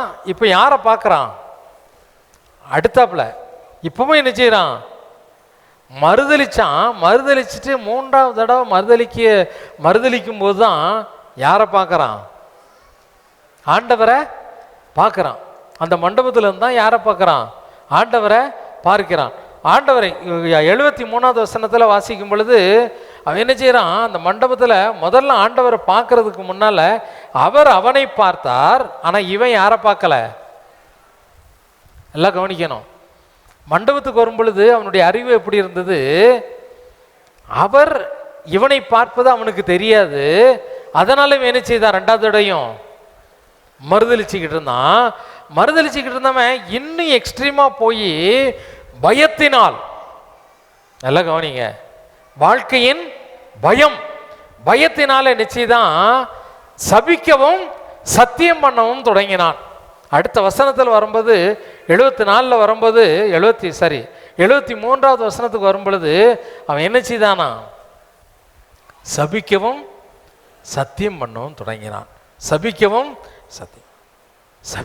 சத்தியம் பண்ணவும் தொடங்கும் பொழுதுதான் அவனுக்குள்ள ஒரு உணர்வு உண்டாகுது. பக்கத்தில் யாரோ நிற்பதை போன்ற ஒரு உணர்வு. தூரத்தில் இயேசுனுடைய சாயல் தெரிகிறது. அவன் பார்க்குறான், இயேசு என்ன செய்கிறார்? அவருடைய பார்வைக்கு இப்போ வந்துட்டான். நல்லா கவனிங்க. மறுதளிக்கக்கூடிய சூழ்நிலையில நீ இருக்கக்கூடிய நிலைமை எப்படி இருக்குது? இப்போ அவர் உன்னை பார்த்து கொண்டுதான் இருக்கிறார். தேவனுக்கு துரோகியாய், தேவனுடைய பிள்ளை போன்று இங்கு இருந்தாலும் தேவனை நீ மறுதளித்து கொண்டிருப்பதை அவர் என்ன செய்கிறார்? பார்க்கிறார். உனக்கு தான் என்ன அறிவில்லை, அவர் உன்னை பார்க்கிறார் என்ற ஒரு அறிவு, ஒரு உணர்வு உனக்கு இல்லை. இப்போ திடீர்னு அவனுடைய கண்கள் திறக்குது. யாரை பார்க்குறான்? பார்த்த உடனே அவன் உள்ளத்துக்குள்ள ஒரு உறுத்துதல் என்ன வருது? ஒரு உறுத்துதல் வருது. என்ன உறுத்துதல் வருது? ஐயோ, ஆண்டவர் சொன்னார, நீ இப்படி இருந்தா இப்படிலாம் மறுதளிப்புங்கிறத ஆண்டவர் சொன்னார். என்னுடைய சுய பலத்தில் நான் கிறிஸ்தவனாக இருக்க முயற்சி செய்கிறேன். இன்றைக்கி நம்முடைய கிறிஸ்தவ வாழ்க்கை எப்படி இருக்குதுன்னா, நம்முடைய சுய பலத்தில் நாம் கிறிஸ்தவர்களாய் வாழ்ந்து பரலோகத்துக்கு போகலான்னு நினைக்கிறோம். முடியாது. பலத்தினாலும் அல்ல, பராக்கிரமத்தினாலும் அல்ல.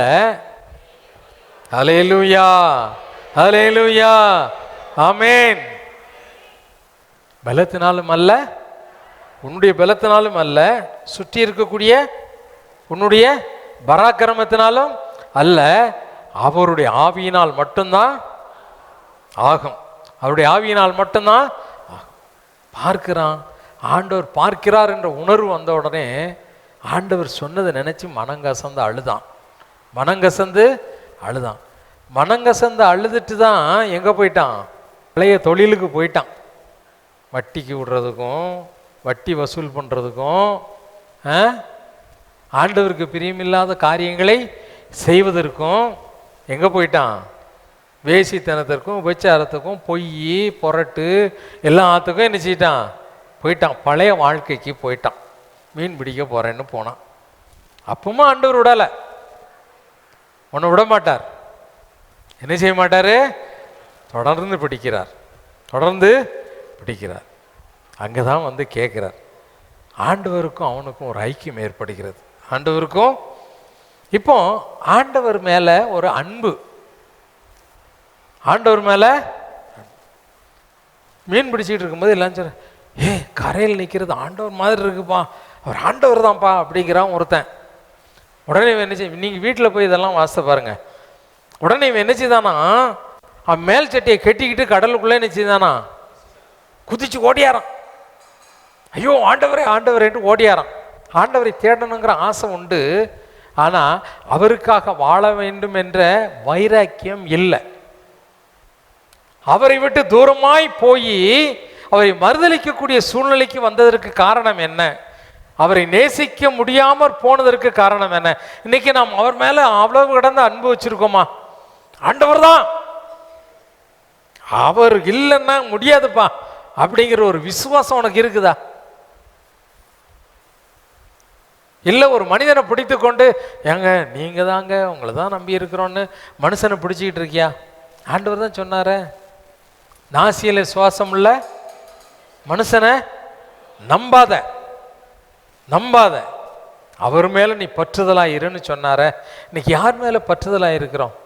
நம்முடைய சகலவற்றுக்கும், நம்முடைய வியாதியில், நம்முடைய பண கஷ்டத்தில், நம்முடைய பிரயாசங்களில் யாரை சார்ந்திருக்கிறோம்? யாரை சார்ந்திருக்கிறோம்? முழுவதும் அவரை சார்ந்திருக்கிறோமா?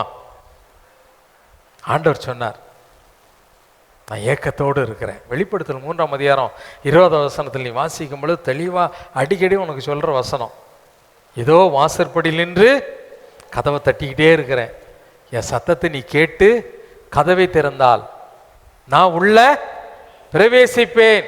நான் உள்ள என்ன செய்வேன்? பிரவேசிப்பேன். பிரவேசித்து என்ன செய்வேன்? அவனோடு கூட, அவனும் என்னோடு கூட. அது எதை குறிக்குது? ஒரு ஐக்கியத்தை குறிக்கிறது. ஐக்கியத்தை குறிக்கிறது. இங்க நடந்தது என்ன? ஆண்டவர்னு சொன்ன உடனே ஓடியாந்தான். ஆண்டவர் நினைச்சுதார். யோவான் எழுதின சுவிசேஷம் 21ஆம் அதிகாரத்தை எடுத்துக்கோங்க. யோவான் எழுதின சுவிசேஷம் 21ஆவது அதிகாரத்தை எடுத்துக்கோங்க. அதில் ஆண்டவர் என்ன செய்கிறார் பாருங்க. அந்த வசனத்தை வாசிக்கும் பொழுது 15ஆம் வசனத்தை வாசிக்க கேட்போமா? அவர்கள் போஜனம் பண்ணின பின்பு இயேசு சீமோன் பேதுருவை நோக்கி யோனாவின் குமாரனாகிய சீமோனே இவர்களிலும் அதிகமாய் நீ என்னிடத்தில் அன்பாய் இருக்கிறாயா என்றார். சரி, நல்லா கவனிங்க. ஆண்டவர் அவங்ககிட்ட முதலாவது என்ன கேட்கிறாரு? அன்பாய் இருக்கிறாயான்னு கேட்கறதுல 3லையுமே வித்தியாசம் இருக்குது. முதல்ல கேட்கும்போது என்ன கேட்கிறாரு? இவர்களிலும் அதிகமாய் என்னிடத்தில் நீ அன்பாய் இருக்கிறாயா. ஆங்கிலத்தில் என்ன சொல்லி இருக்குது? அதாவது ஆங்கில வேதாகமத்தில் ஒரு நல்ல வார்த்தை சொல்லியிருக்கு. என்ன சொல்லியிருக்கு பாருங்க, to you love above all these அப்படின்னா, தீஸ் அப்படின்னா என்ன? தீஸ் அப்படிங்கிறது ஒரு பொருளை அக்ரிணை அப்படின்னு சொல்லுவாங்க. ஆமாம், உயிர் இல்லாததான் அக்ரிணை இல்லை, அப்படி தானே? தீஸ் அப்படின்னா இந்த பொருள்களை குறிக்கும் போது தீஸ் அப்படின்னு சொல்லுவாங்க. புரியுதா உங்களுக்கு? ஒரு பொருளை குறிக்கும் பொழுது these I have bought these அப்படின்னா நான் இவைகளை வாங்கினேன். இவைகளின்னா எவைகளை? இந்த டிவியை, இந்த ஸ்பீக்கரை, இந்த ஃபேனை அப்படின்னா இதெல்லாம் என்னது? பொருள்.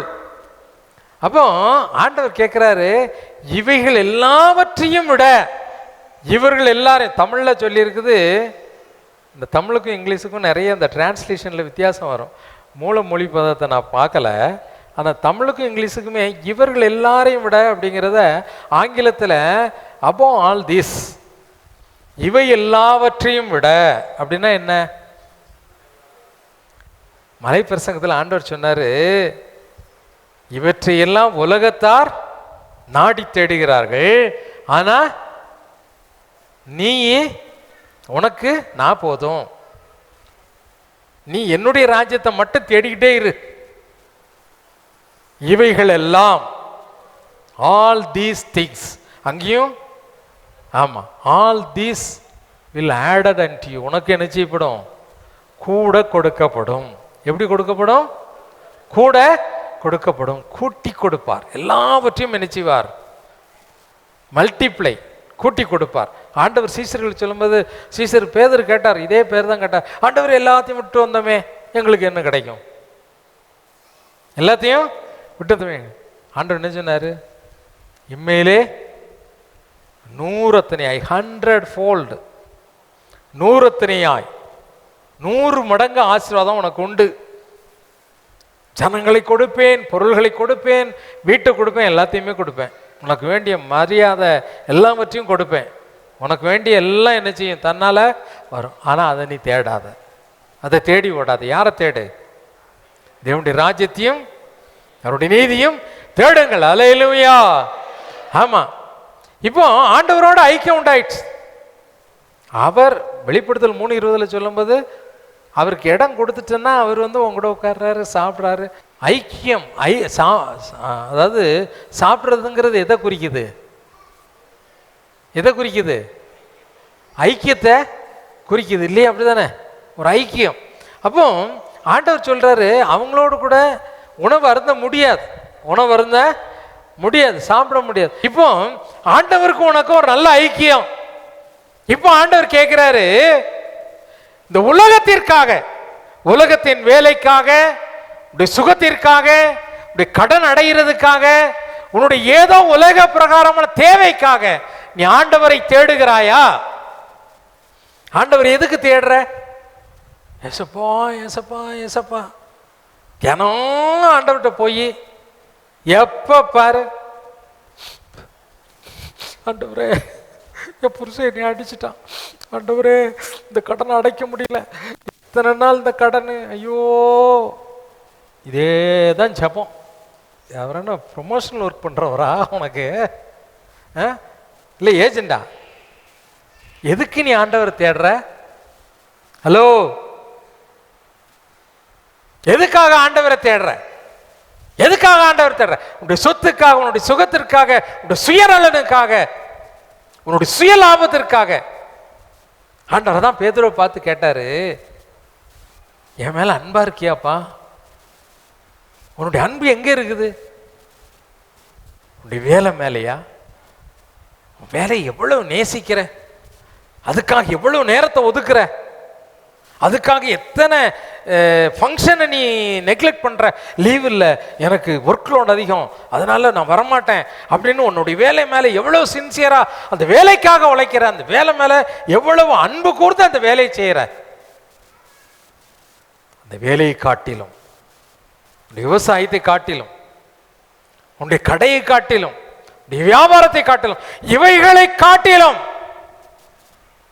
அதான் ஆண்டவர் கேட்டார் பேதுருவை பார்த்து, இன்னைக்கு ஆண்டவரோடு ஐக்கியமாகும்படியாய் வந்திருக்கிறிய, உன்னை பார்த்து ஆண்டவர் தான் கேட்கிறார்.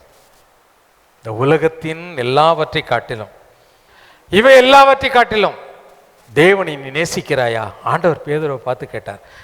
நேசிக்கிறாயா? இல்லை, என் மேல அன்பாய் இருக்கிற. அன்பு கூறுதல், மற்ற மேல இருக்கக்கூடிய லவ். எதை நேசிக்கிற? ஒரு ஃபோனு வாங்கியாச்சுன்னா திருப்பி திருப்பி பார்த்து, அதில் செல்ஃபி எடுத்து அந்த கேமராவை செக் பண்ணி திரும்ப திரும்ப, என் ஃபோனை பார்த்தியோ கிளியராக, அப்படி கிறிஸ்டல் கிளியராக இருக்கும், டேங்கப்பா அங்கே பாரு, அதில் வீடியோ பார்த்தா அப்படியே அந்த முகத்தில் உள்ள சின்ன சின்ன புள்ளி கூட தெரியும் அப்படின்னா அது மேலே என்ன அன்புப்பா. ஒரு லேப்டாப் வாங்கினா அதை நேசி, ஒரு வீடு வாங்கினா அப்படியே தடவி தடவி பார்க்குற, அந்த வீடு எவ்வளோ அழகாக கட்டிட்டேன். இந்த யார் மாதிரி, யார் சொன்னா? ஒருத்தன் சொன்னானே, மகா நான் கட்டிய சொல்லாத. ஒரு வீட்டை கட்டிவிட்டு நான் கட்டியிருக்கேன், எவ்வளோ அழகா இருக்கு பார்த்தியா, எவ்வளோ அழகா இருக்கு பார்த்தியா சொல்லாத. எதை நேசிக்கிற? நீ கட்டுற வீட்டையா, நீ வாங்கின தோட்டத்தையா, உன்னுடைய வேலையா, உன்னுடைய பொருள்களையா? பேதுருவை பார்த்து ஆண்டவர், இவை எல்லாவற்றை காட்டிலும் என்னை நீ நேசிக்கிறியா? என் மேல அன்பா இருக்கியா? என் மேல அன்பா இருக்கியா அப்படின்னு சொல்லி ஆண்டவர் என்ன செய்தார்? அவனை பார்த்து கேட்டார். ரெண்டாவது ஆண்டவர் கேட்டது என்ன? 26 அதிகாரம் 16வது வசனத்துல என்ன கேட்கிறாரு? 21 அதிகாரம் 16வது வசனம். இரண்டாம் தரம் இயேசு அவனை நோக்கி, யோனாவின் குமாரனாகிய சீமோனே, நீ என்னிடத்தில் அன்பாய் இருக்கிறாயா என்றார். அதற்கு அவன், ஆம் ஆண்டவரே. உம்மை நேசிக்கிறேன் என்பதை நீர் அறிவீர் என்றான். ஆமா, நேசிக்கிறேன் என்பதை சொன்ன ஆண்டவர் முதல்ல கேட்டாரு, இவை எல்லாவற்றை காட்டிலும் என் மேல அன்பியா இருக்க. ரெண்டாவது என்ன கேட்டாரு? உண்மையாவே என்னதான் நேசிக்கிறியா? ஸ்ட்ரெஸ் பண்றது. இதெல்லாம் விட என்ன நேசிக்கிறியான்னு கேட்டவர் என்ன கேட்கிறாரு? உண்மையாவே என்ன நேசிக்கிறியா அப்படின்னு கேட்பாங்கல்ல, அதே மாதிரி தான் ரெண்டாவது கேட்கிறார். ரெண்டாவது அழுத்தம் கொடுத்து என்னை நேசிக்கிறாயா அப்படின்னு கேட்கார். ஆமாண்டவரே, நமக்கு தெரியும் மூன்றாவது ஆண்டவர் கேட்கும்போது என்ன கேட்குறாரு பாருங்க. அந்த மூன்றாவது வசனம், 17வது வசனத்துல அவர் என்ன கேட்கிறார் பாருங்க. மூன்றாம் தரம் இயேசு அவனை நோக்கி, யோனாவின் குமாரனாகிய சீமோனே, நீ என்னை நேசிக்கிறாயா என்றார். ஆமா, நீ என்னை நேசிக்கிறாயா. முதலாவது என்ன கேட்டாரு? இவை எல்லாவற்றை காட்டிலும் என்னை என் மேல அன்பையா இருக்கானு. ரெண்டாவது என்ன கேட்டாரு? அன்பா இருக்கிறாயா, உண்மையாவே நீ என் மேல அன்பா இருக்கியா அப்படிங்கிறது கேட்கிறாரு. மூன்றாவது என்ன கேட்டாரு? என் மேல அன்பையா இருக்கியான்னு கேட்கல. என்ன கேட்டாரு? என்னை நேசிக்கிறாயா. நல்லா கவனிக்கணும், 3 இதுலயும் வித்தியாசம் இருக்குது.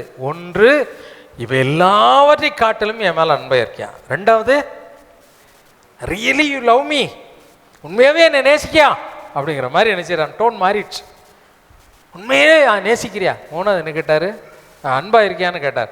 மூணாவது, நீ என்னை நேசிக்கிறாயா, நீ என்னை நேசிக்க.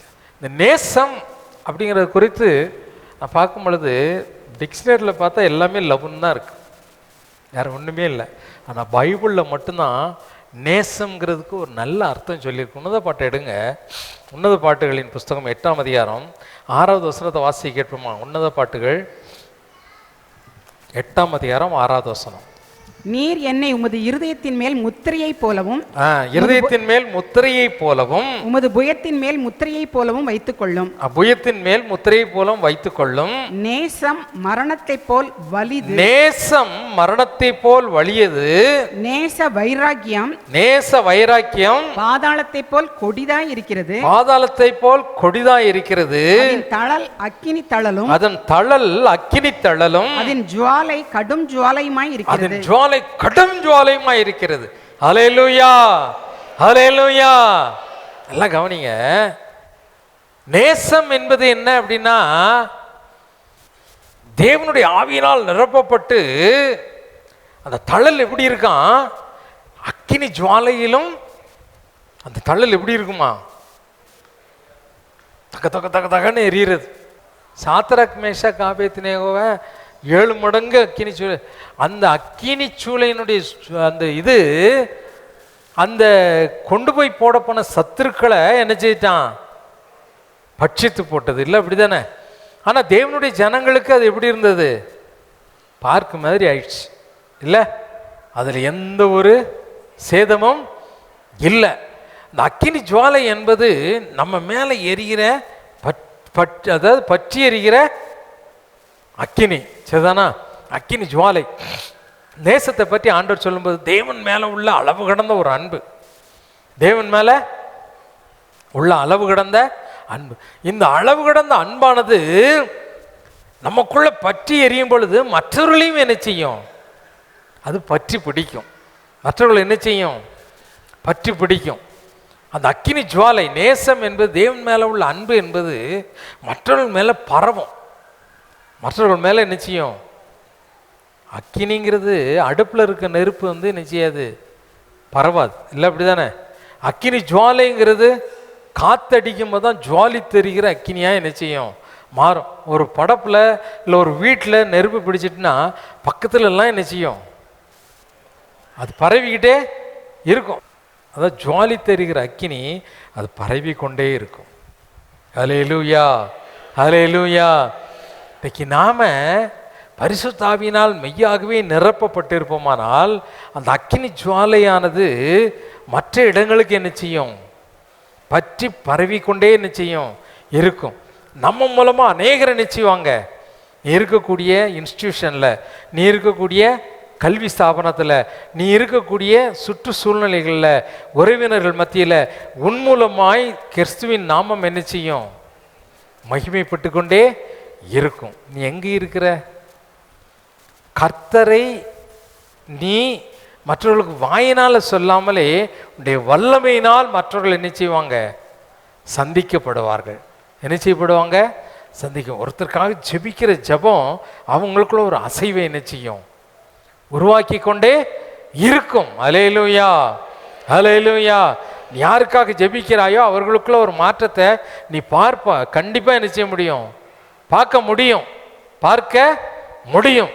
ஏன்னா அந்த நேச வைராக்கியம், தேவன் மேலே நேசம், அன்பு என்பதை காட்டிலும் இது வித்தியாசமானது. நேசம் என்பது அது எப்படிப்பட்டது? நேசம் என்பது பற்றெரிகிற அக்கினி ஜுவாலையை போன்றது. பற்றெரிகிற, அது பற்றி பரவும் மற்றவர்களுக்குள்ள. அதான் ஆண்டவர் சொன்னார், நீ ஆண்டவரை ஏற்றுக்கொண்டா, நீ ஆண்டவருடைய வல்லமையினால் நிரப்பப்படுவாயானால் நீ மற்றவர்களுக்கு என்ன செய்வ? பற்றி பரவக்கூடியவளாய் மாறுவ. உன் மூலமாய் மற்றவர்கள் ஆண்டவர் என்ன செய்வாங்க? ஆண்டவரை அறியாத ஒரு உறவினர்கள், உன் வீட்டுக்குள்ளே யாராவது ரட்சிக்கப்படாத ஒருத்தர் வந்தாலும் அவங்க உன் மூலமாக என்ன செய்வாங்க? ரட்சிக்கப்படுவாங்க. என்ன செய்யப்படுவாங்க? ஆனால் நம்ம சூழ்நிலை எப்படி இருக்குது? ரட்சிக்கப்பட்டவங்க நம்ம வீட்டுக்குள்ளே வந்தாலே நம்மளை பார்த்து அவங்க என்ன செய்கிறாங்க? நம்ம ஊற்றுற ஐஸ் தண்ணியில் அவங்களும் நம்மளை மாதிரி நம்ம பேசுகிற கெட்ட வார்த்தையை விட அவங்க என்ன செய்கிறாங்க? அப்படி தான் இருக்குது நம்ம வாழ்க்கை. நல்லா யோசிப்பார்.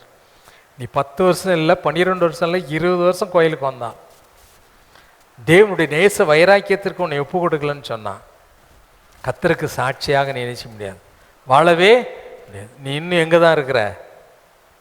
பரியாசக்காரர்களுடைய கூட்டத்தில் தான் உன்னை சுற்றி யார் இருக்கிறா? புரளி பேசுகிறவங்க, மற்றவர்களை பற்றி பரியாசம் பேசுகிறவங்க, இவங்கள் தான் உன்னை சுற்றி சூழ்ந்து இருக்கிறாங்க. அதை மறக்கக்கூடிய சூழ்நிலை உனக்கு என்ன செய்யாது? வரவே வராது. ஆண்டவருடைய சமூகத்தில் நீ யோசித்து பாரு, ஆண்டவரே நான் இன்னைக்கு உம்முடைய பிள்ளையாய் மாறணும். பேதுருவை போல 3 தவணை மறுதளிக்கிறதுக்கும் 3 ஸ்டெப்பு, ஆண்டவரை நேசிப்பதற்கும் 3 ஸ்டெப்பு. இதை தான் பேதுருடைய வாழ்க்கையில் ஆண்டவர் நினைச்சிதார், கற்றுக் கொடுத்தார். இன்றைக்கு நம்முடைய வாழ்க்கையில் நாம் தேவனை மறுதளிக்கிறவங்களா இருக்கோமா, அல்லது கர்த்தருக்கு சாட்சியாக நம்ம மூலமாக மற்றவர்களை அறியக்கூடிய நேச வைராக்கியத்தினால் நிறைந்தவர்களாக இருக்கிறோமா? எல்லாம் முழங்கால் படிக்கிட்டு ஆண்டவர் நோக்கி பார்ப்போம். ஆண்டவரே நான் எங்கே இருக்கிறேன்?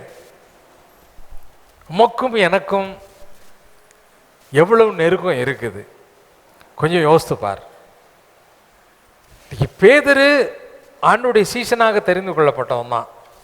இன்னைக்கு நீயும் கிறிஸ்தவன் என்ற போர்வையில் இருக்கிற, இன்னைக்கு மாய்மாலமான வாழ்க்கை.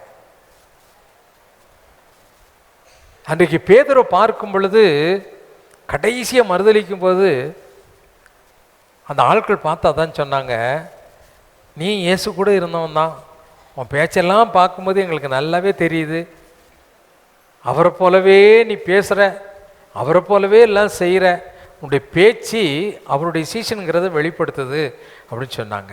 இன்றைக்கி அநேகர் நம்மளை அப்படி தான் இருக்கிறோம். மாய்வாலம், நம்முடைய வெளிப்படையான தோற்றத்தை வைத்து கிறிஸ்தவர்கள் என்ற ஒரு போர்வையில் நாம் வாழ்ந்து கொண்டு இருக்கிறோம். ஆனால் உண்மையாகவே நாம் கிறிஸ்தவர்களாக ஆகலை. ஆண்டவர் மேலே நமக்கு அன்பு இல்லை, தேவனை மறுதளிக்கக்கூடியவர்களாக தான் இருக்கிறோம். பழைய வாழ்க்கையை விட்டு நம்மளால் வெளியே வர முடியலை.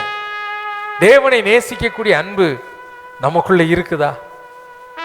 ஆண்டவர் ஏக்கத்தோடு பேதுருவை பார்த்து கேட்டார், இந்த உலகத்தின் காரியத்தை பார்க்கலாம், இந்த உலகத்தில் உள்ளவர்களை காட்டிலும் நீ என்னை அதிகமாய் நேசிக்கிறையான்னு கேட்டார். இன்னைக்கு நான் உலகத்தின் தேவைக்காக ஆண்டவரை நேசிக்கிறோமா? உலகத்தின் தேவைக்காக நேசிக்கிறோமா? அல்லது உண்மையாகவே இயேசு மேல அன்பு கூறுகிறோமா? கர்த்தருடைய ஆவியானவர் நமக்குள்ள வாசம் பண்ணனாதான் இந்த நேச வைராக்கியம் மற்றவர்களையும் பற்றி பிடிக்கும். நம்முடைய சாட்சி மற்றவர்களுக்கு தெரியும். இல்லைன்னா அவனுடைய நாரி போன வாழ்க்கை தான் மற்றவர்கள் பார்க்க முடியும். சாட்சியற்ற வாழ்க்கை, சாட்சி இல்லாத பேச்சு, சிந்தனை கரை போட்ட போனதாய், மற்றவர்களை துன்பப்படுத்தக்கூடியதாய், மற்றவர்களை வேதனைப்படுத்தக்கூடிய வாழ்க்கை, இந்த வாழ்க்கைக்குள்ளதான் நாம் வாழ்ந்து கொண்டு இருக்கிறோமா? இன்னும் நீ பரியாசக்காரர்களுடைய கூட்டத்தை விட்டு நீ வெளியே வரல. கர்த்தர் உன்னை பார்க்கிறார் என்ற ஒரு அறிவு உனக்கு வர வேண்டும். இன்னும் நீ அவரை மறுதலித்துக் கொண்டு இருக்கிற. நம்முடைய ஆலயத்திலே கூடி வந்த நாங்கள் தேவனாயி கர்த்தரை முழு மனதோடு, ஆண்டவரே முழு பலத்தோடு துதிக்க ஸ்தோத்தரிக்க கிருபை கொடுத்ததற்காக உமக்கு ஸ்தோத்திரம். ஆண்டவரே, பேதுருவை குறித்து நாங்கள் பார்த்து எங்கள் வாழ்க்கையில் ஆண்டவரே நாங்கள் வெளிப்படையும்படியாக இந்த நாளில் எங்களுக்கு உதவி செய்த தயவுக்காய் உமக்கு ஸ்தோத்திரம். உண்மை மறுதளிக்கக்கூடிய கிறிஸ்தவர்களாய் அல்ல, உண்மையாகவே உம்முடைய நேச வைராக்கியத்தினால் நிறைந்த ஒரு கிறிஸ்தவ வாழ்க்கை வாழ எங்களுக்கு கிருபை செய்வீராக. தொடர்ந்து ஆண்டவரே வேத வசனங்கள் எங்களோடு பேசட்டும், அந்த வாக்கியங்களை தியானிக்கவும், தொடர்ந்து உமக்கென்று சாட்சி உள்ளவர்களாய் வாழவும் எங்கள் ஒவ்வொருவருக்கும் நீங்கள் கிருபை செய்யுங்க. உங்களுடைய அன்பின் ஆலைகளை நிரப்புங்க, உங்களை நேசிக்க எங்களுக்கு உதவி செய்யுங்க. உமக்கு சாட்சியாய் வாழ எங்களுக்கு கிருபை செய்யும்படியாய் ஜெபிக்கிறோம். இயேசுவின் நாமத்தில் ஜெபிக்கிறேன் பிதாவே, ஆமேன் ஆமேன். நம்முடைய கர்த்தராகிய இயேசு கிறிஸ்துவினுடைய கிருபையும் பிதாவாகிய தேவனுடைய அன்பும் பரிசுத்த ஆவியினுடைய அந்யோன்யமும் என்றும் என்றும் சதாகாலங்களில் நம்முடனோடு கூட இருப்பதாக. ஆமேன். தேவ ஆசீர்வாதத்தோடு அடியாரை அனுப்போம், வார்த்தை எண்ணம் அப்பத்தாலே போஷித்து வளர்த்தியும் இப்போதும் மை தேடி வந்து மனதார போற்றினோம்.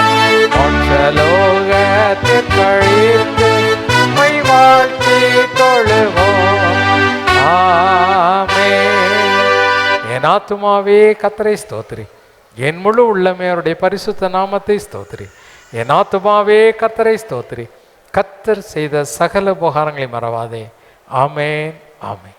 ஹல்லேலூயா ஹல்லேலூயா ஹல்லேலூயா.